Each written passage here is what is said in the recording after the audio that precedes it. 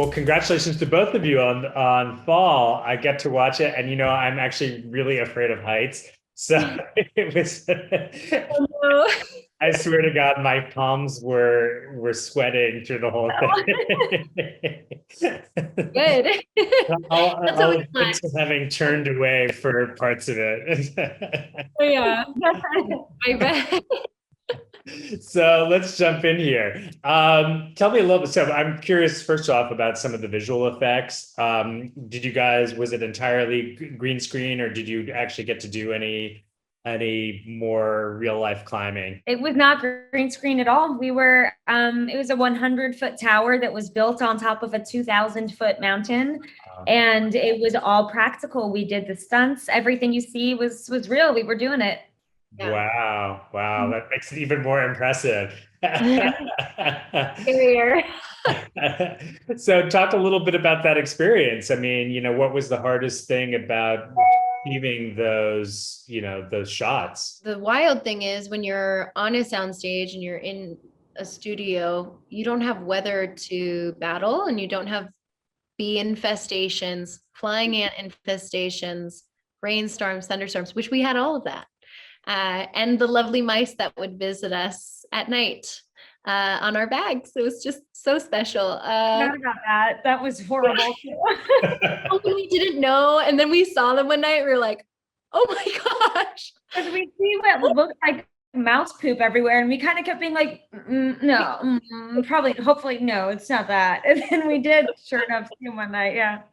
We were just like, no, that was pretty wild and helpful. There were challenges to it, I think, just in that we weren't even able to make our days sometimes because the weather was so horrific and the way the tower was built. Technically speaking, you can't be up on something like that with such intense winds. If they reach a certain level, we had to climb down and we couldn't even be up there because it wasn't safe. And the tower itself sways a little bit. So you can imagine there were moments where Ginny and I are up there and the tower is swaying, the winds are picking up so strong, and we're just looking at each other like, I don't know. I don't know, man. There were times they'd take camera down because they were like, it's too windy for camera, but then we would still be up there. What about us? If it's too windy for camera, maybe it's too windy for us. Did you guys have moments where you're like, oh my gosh, I can't be up here? You guys must be fearless to have done these shots. I think there was an element of having fear but overcoming it mentally, because there definitely were moments of feeling like uncomfortable and a little scared, but like, I mean, we both were looking at each other and just pushing through the whole time. Yeah. I mean, we had no choice but to overcome our fears, and I think both of us are now looking forward to doing it again on another project. We had so much fun sort of doing things we never thought we'd be capable of. Yeah. Do you guys have climbing backgrounds? We've both done some bouldering, but it was like indoor bouldering, so different than what we were doing in the movie. Yeah. Still, I had picked up bouldering with some friends as a hobby. And, even though it was a climbing gym, it was really cool. I got to experience some people who were very technical about it.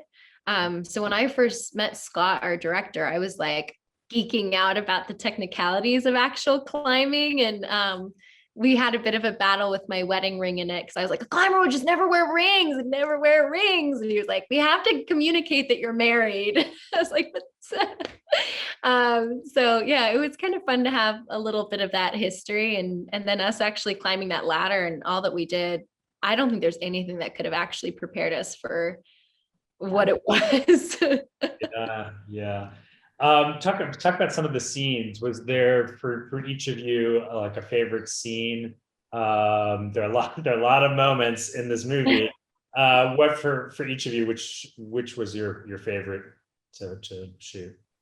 I think for me, looking back on the film, actually, what surprised me as being a favorite scene of mine, without giving anything away, is there's a pretty intense altercation at night between the two of us. And I just think visually the scene turned out really beautiful with this red blinking light that sort of feels like a ticking time bomb on the scene. And watching that scene come to life and seeing it in theater, I was like, wow, you know, when you're filming something, sometimes you don't realize how cool it's looking on camera. And that scene really came out great with that light flashing off and on. And I had a bloody nose.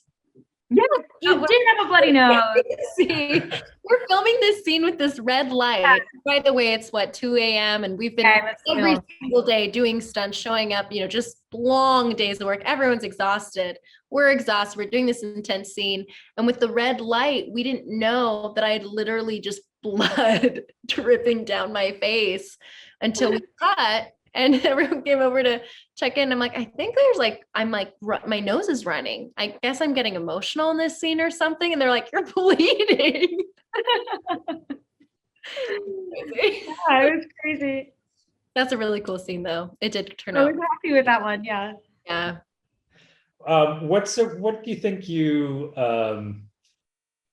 is it like something about your character that you hope that the audience understands at the end of it? I would say Becky is just, she's at a point of giving up at the start. And she doesn't. I mean, thankfully with Hunter's friendship, she gets pulled out of her home and she gets outside. They get on a crazy adventure. But I do feel like Becky ultimately, she processes through some grief that I don't think she was actually confronting. And so I hope that people can get out, from my character at least, to have the bravery to not give up on life when going through loss and really heavy grief or really heavy emotions, that they can get through it and overcome it. Yeah, and I think for Hunter, it's a bit of a commentary on social media and some kind of tropes associated with that. And I think, you know, she kind of starts out as this, she's living this like Danger D kind of YouTuber persona that's not her real self. And at the end of the day, when it's life or death and it's two people and her and her best friend on a tower with no way down, she has no fans, she has no Instagram, she has no persona, she just has to be herself for the first time in so long. And it's echoed back to Hunter through Becky that like, this is the better version of you and you just are yourself and you're not being your social media persona. So it's a bit of a commentary on that as well that I like.